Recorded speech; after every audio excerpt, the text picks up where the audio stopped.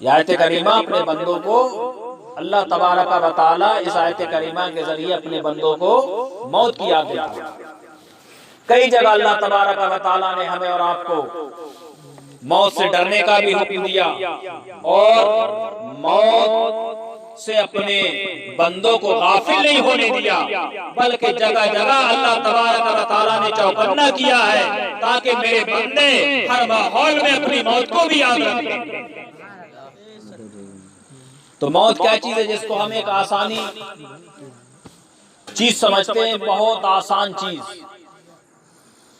لیکن موت کیا ہے؟ سرکار صلی اللہ علیہ وسلم سے پوچھو، سرکار نے فرمایا لوگوں جتنا موت کے بارے میں جانتا ہوں، اگر اتنا تم جان لیتے تو تم دنیا میں ہنستے کم اور روتے زیادہ۔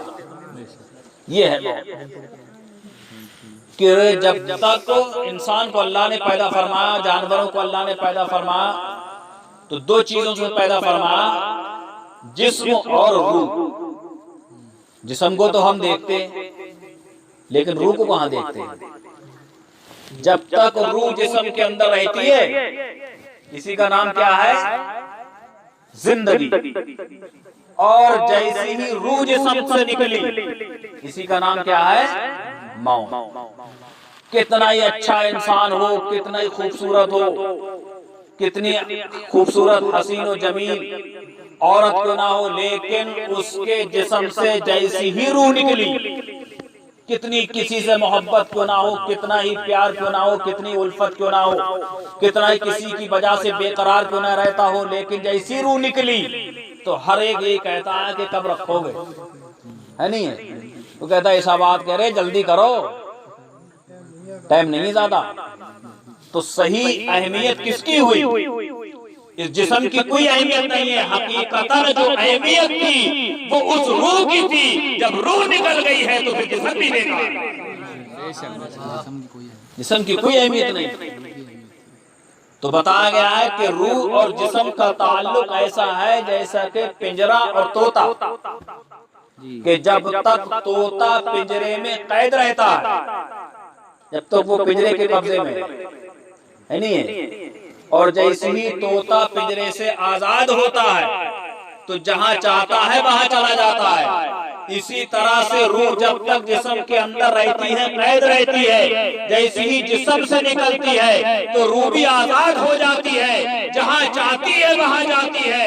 اسی لیے علماء نے کہا ہے کہ یہ روحیں ہمارے اور آپ کے آبا و اجداد کی مرحومین کی جسم سے نکل جاتی ہیں تو ایسا نہیں ہے کہ اب ہمارا رشتہ ان سے منقطع ہو گیا، ہمارا رشتہ ان سے ختم ہو گیا۔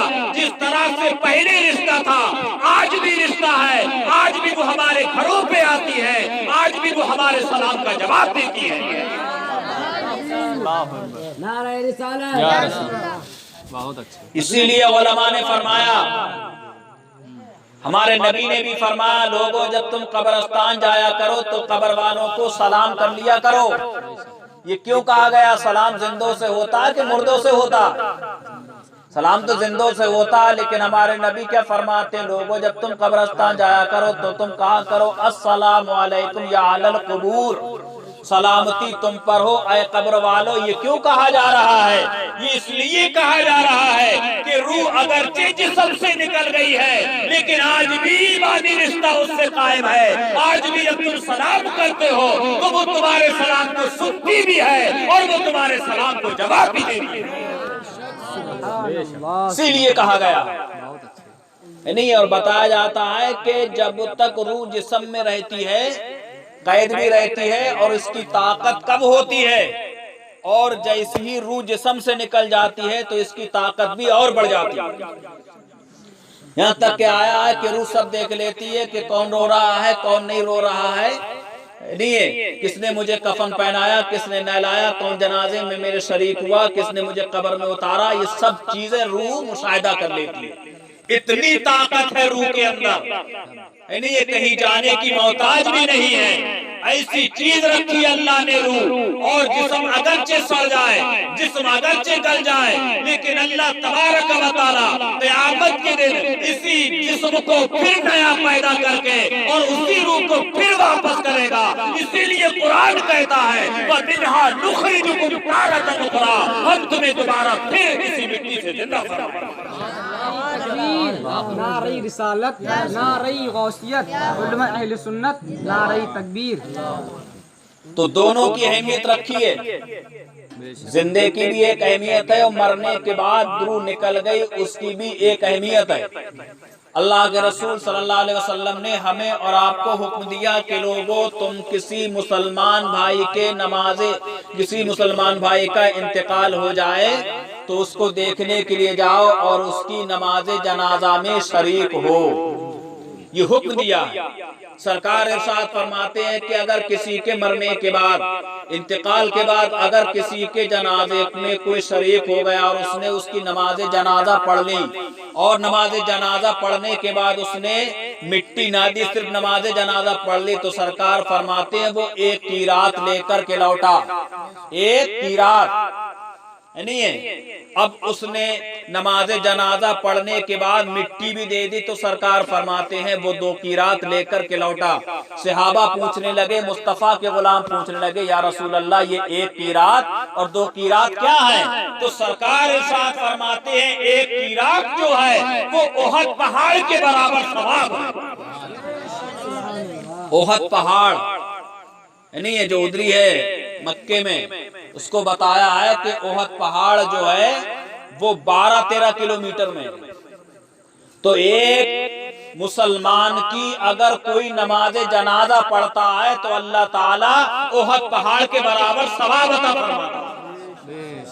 لیکن ہم نے ثواب کی اہمیت کو نہیں سمجھا، اور اگر اعلان یہ لگ جائے کہ فلاں آدمی کی نماز جنازہ پڑھ لو تو تمہیں 5 روپے دیے جائیں گے، تو ویسا پورا بیکاری پر پہنچا، ہاں جگہ نہیں ملے گی۔ اور اگر پیسے کی بات ہوتی تو لوگ تمنا تک کرتے کہ کوئی مر جاتا تو کم سے کم نماز جنازہ ہی پڑھ لیتے، ہے نہیں۔ لیکن ثواب کی اہمیت نہیں، ثواب کی اہمیت تو دیکھو سرکار کیا فرماتے ہیں کہ احد پہاڑ کے برابر اللہ تعالیٰ ثواب عطا فرماتا ہے۔ مومن کی شان تو آپ دیکھیں کہ وہ مومن جو دنیا سے چلا گیا، دنیا سے رخصت ہو گیا، ایسا وقارب تو رو رہے ہیں، گھر والے تو رو رہے ہیں، لیکن اس کی شان تو دیکھیں، اس مصطفیٰ جان رحمت صلی اللہ علیہ وسلم کے دین کی عظمت دیکھیں کہ وہ مسلمان ہو کر کے دنیا سے جا رہا ہے اور اپنے بھائیوں کو احد پہاڑ کے برابر ثواب دے کر کے جا رہا ہے۔ بڑی فضیلت آئی ہے نماز جنازہ پڑھنے کی بھی، ہے نہیں ہے؟ تو ہم لوگ نماز جنازہ پڑھتے ہیں تو 2 صورتیں ہوتی، کسی کا انتقال ہوتا ہے تو یا تو جس کا انتقال ہوا ہے وہ نیک ہوگا، اچھا ہوگا، یا وہ گناہگار ہوگا۔ یہ تو 2 باتیں ہیں، یہ زندوں میں ہے کہ یا تو آدمی گناہگار ہے یا نیک ہے۔ اب وہ والا نیک تو بن نہیں پائے گا، آدمی سوچے کہ ہر آدمی غوث اعظم بن جائے، وہ نیک بن جائے گا اس دور میں۔ آج کی عوام یہ بہت کہتی کہ مولانا لوگ خود تو سدھرے ہوئے نہیں، ہمیں سمجھا رہے ہیں۔ لوگ کہتے نہیں ارے یہ کیا کم بڑی بات ہے، سمجھا رہے ہیں، یہ بھی بہت بڑی بات ہے۔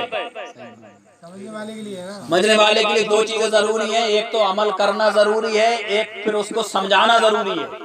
دونوں چیزیں واجب ہیں۔ اگر آدمی خود سمجھا ہوا نہیں ہے لیکن دوسرے کو سمجھا رہا ہے تو اس میں بھی تو اس کی بھلائی ہے، نقصان کیا ہے اس میں اس کا؟ تو اس سے کام نہیں چلے گا۔ تو 2 طرح کے لوگ ہوتے ہیں، یا تو گناہگار ہے یا پھر نیک ہے۔ تو بتایا جاتا ہے کہ اگر نیک دنیا سے جاتا ہے تو جتنے لوگ اس کی نماز جنازہ پڑھتے ہیں تو اس نیک کی برکت سے ان کی مغفرت ہو جاتی ہے۔ اگر گناہگار ہوتا ہے تو جتنے لوگ نماز جنازہ پڑھتے ہیں تو بتایا جاتا ہے ان میں کوئی نہ کوئی نیک ہو تو اس نیک کے ذریعے سے اس مرے ہوئے آدمی کی بخشش ہو جاتی ہے۔ کیا بات ہے نہیں ہے؟ جیسے کہ سنا ہوگا ایک دور میں ایک کفن چور رہتا تھا، کفن چور۔